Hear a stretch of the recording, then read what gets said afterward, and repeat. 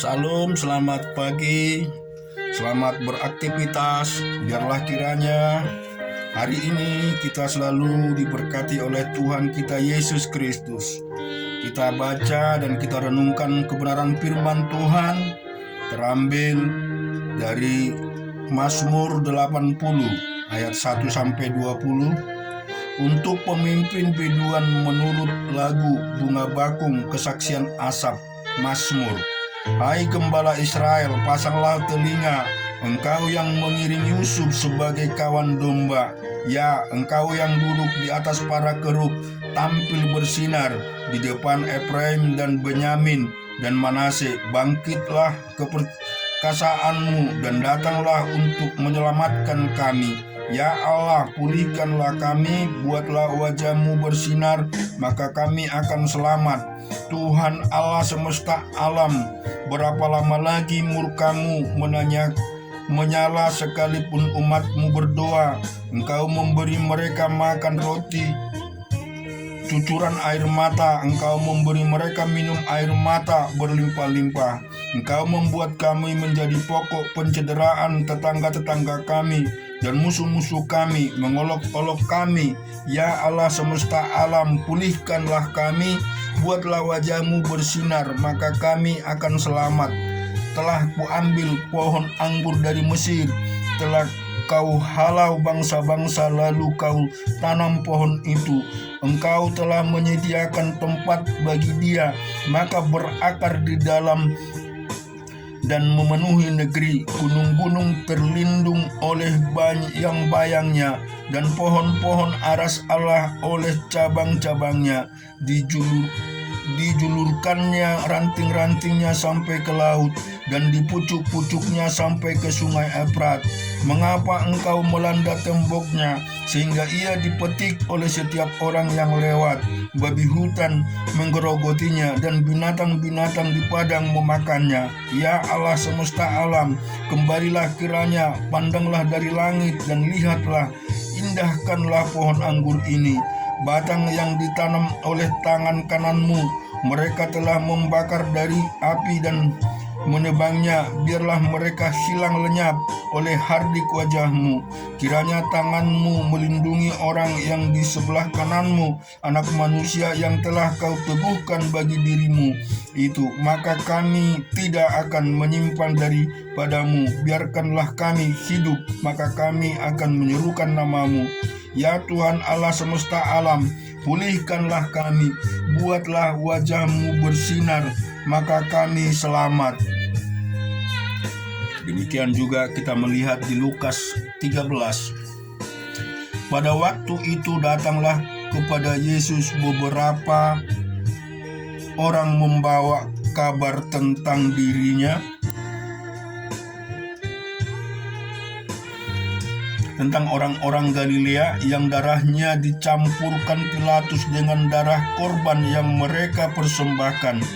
Yesus menjawab mereka, sangkamu orang-orang Galilea ini lebih besar dosanya daripada semua orang Galilea yang lain, karena mereka mengalami nasib itu? Tidak, kataku kepadamu, tetapi jikalau kamu tidak bertobat, kamu semua akan binasa atas cara demikian. Atau sangkamu ke-18 orang yang mati ditimpa menara dekat Siloam lebih besar kesalahannya daripada kesalahan semua orang lain yang diam di Yerusalem? Tidak, kamu, kataku kepadamu, tetapi jikalau kamu tidak bertobat, kamu semua akan binasa atas cara demikian. Lalu Yesus mengatakan perumpamaan ini, seorang mempunyai pohon ara yang tumbuh di kebun anggur, dan ia datang untuk mencuri buah pohon-pohon itu, tetapi ia tidak menemukannya.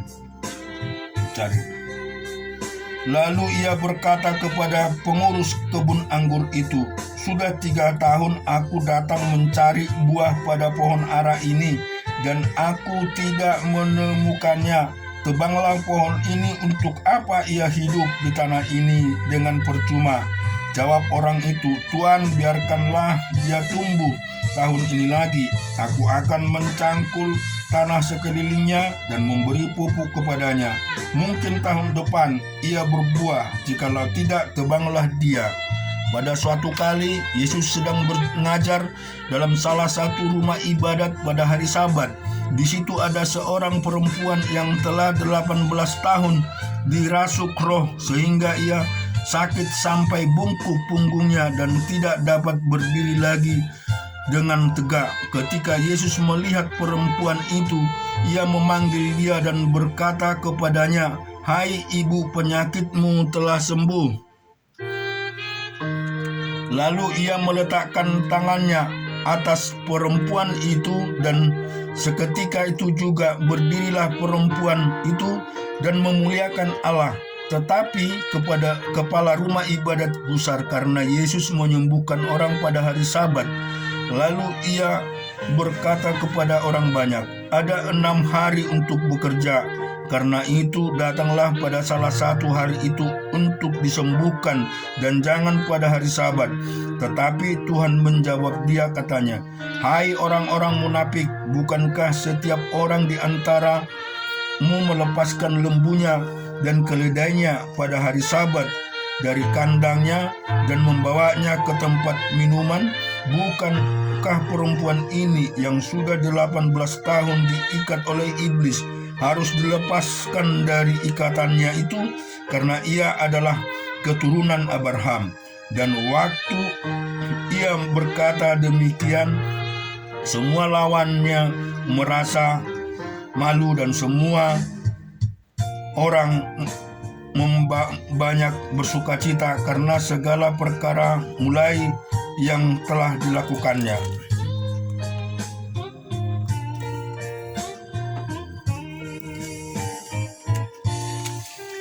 Kita baca di dalam Ulangan 29.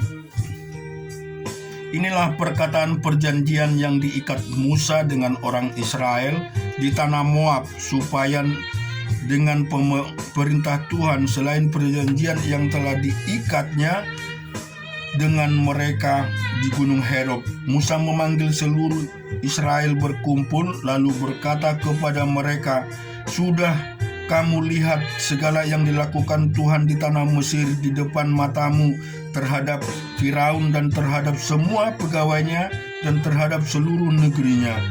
Coba-cobaan yang besar yang telah dilihat oleh matamu sendiri, tanda-tanda dan mujizat-mujizat yang besar. Tetapi sampai sekarang ini Tuhan tidak memberikan kamu akal budi untuk mengerti, atau mata untuk melihat, atau telinga untuk mendengar. 40 tahun lamanya aku memimpin kamu berjalan melalui padang gurun. Pakaianmu tidak menjadi rusak di tubuhmu, dan kasutmu tidak menjadi rusak di kakimu. Roti tidak kamu makan, anggur atau minuman yang memabukkan tidak kamu minum, supaya kamu tahu bahwa akulah Tuhan Allahmu. Ketika kamu sudah sampai ke tempat ini, maka keluarlah Sihon, raja Hesbon, dan Og, raja Basan, mendatangi kita untuk berperang, dan kita memukul mereka kalah.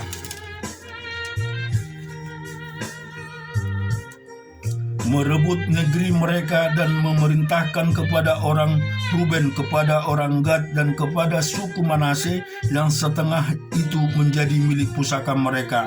Sebab itu lakukanlah perkataan perjanjian ini dengan setia, supaya kamu beruntung dalam segala yang kamu lakukan.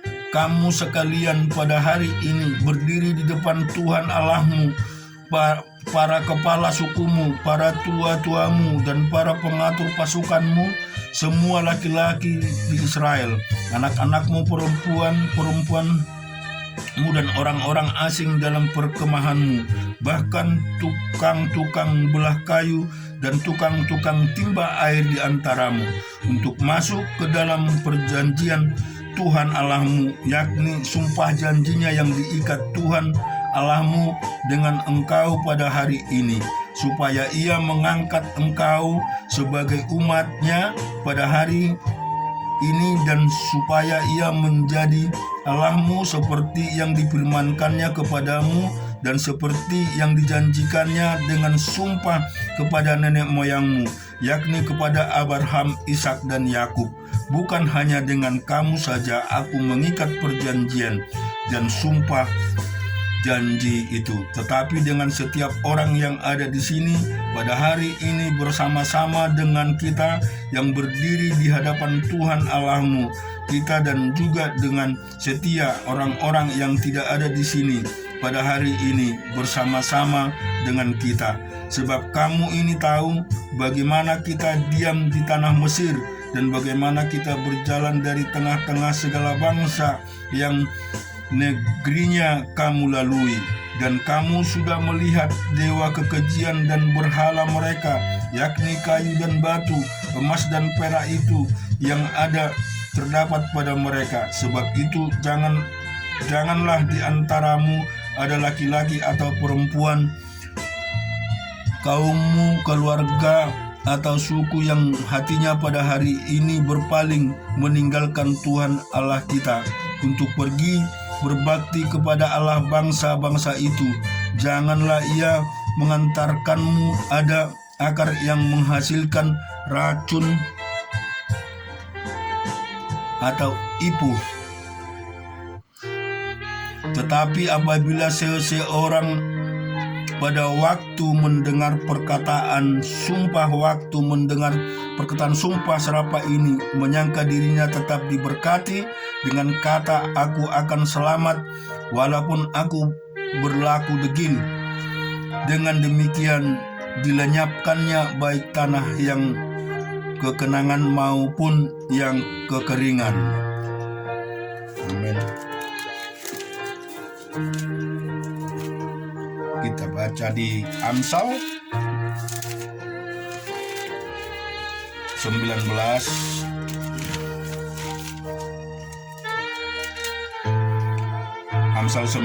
di ayat 1. Lebih baik seorang miskin yang bersih kelakuannya daripada seorang yang serong bibirnya lagi bebal. Tanpa pengetahuan kerajinan pun tidak baik. Orang yang tergesa-gesa akan salah langkahnya. Kebodohan menyesatkan jalan orang, lalu gusar hatinya terhadap Tuhan. Kekayaan menambah banyak sahabat, tetapi orang miskin ditinggal sahabatnya.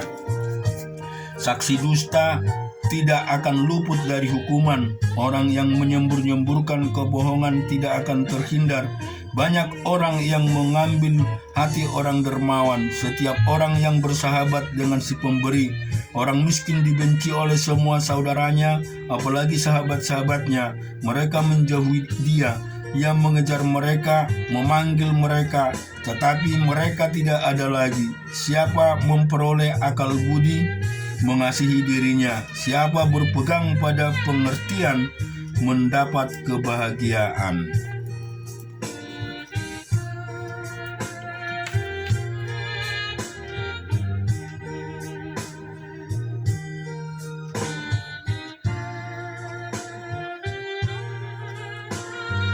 Selamat beraktivitas.